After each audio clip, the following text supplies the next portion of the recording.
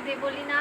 আর সকালবেলা ব্লগ করেছিলাম, পুরো ব্লগটা আমি সেট করেছি, তো এর সাথেই পুরো ব্লগটা আমার সেট করা আছে, তোমরা অবশ্যই দেখো।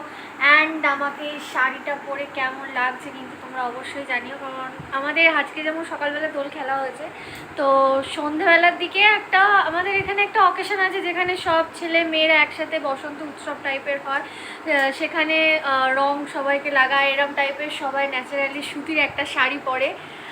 তো আজকে বাইরের ওয়েদারটা এতটাই খারাপ যে মানে পুরো ফুল রেডি সব কিছু যাবো বলে, কিন্তু ওয়েদারে বৃষ্টি পড়ার জন্য যাওয়া হয়নি, বাট বৃষ্টিটা কমলে যাব।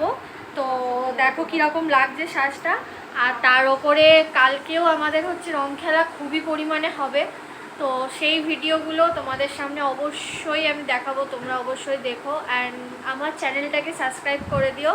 তো আমার চ্যানেলের নাম হচ্ছে স্নিগ্ধা283 অফিসিয়াল, তো অবশ্যই সাবস্ক্রাইব করে দিও, সাবস্ক্রাইব করতে ভুলো না কিন্তু।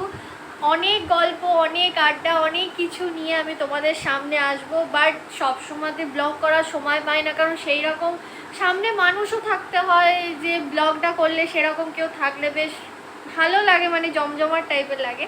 তো একে একে কী বলবো, সেই জন্য সেই রকম যদি কখনো অকেশন বা কিছু থাকে বা কোথাও আমি যাই, তো তোমাদের সামনে আমি সেই ভিডিওগুলো অবশ্যই পোস্ট করব, তোমরা সেটা অবশ্যই লাইক করো।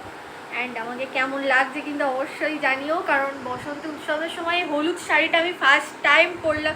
এর আগে আমি হলুদ শাড়ি সেই রকম পরিনি, তো হলুদ শাড়িটা আজকে পরলাম, আর লুকটা নিজে থেকে আমি এই লুকটা ক্রিয়েট করলাম। তো তোমরা অবশ্যই কিন্তু কমেন্টে জানিও, অ্যান্ড শেয়ার করো, সাবস্ক্রাইব করো, লাইক করো, কমেন্ট করো। Bye guys.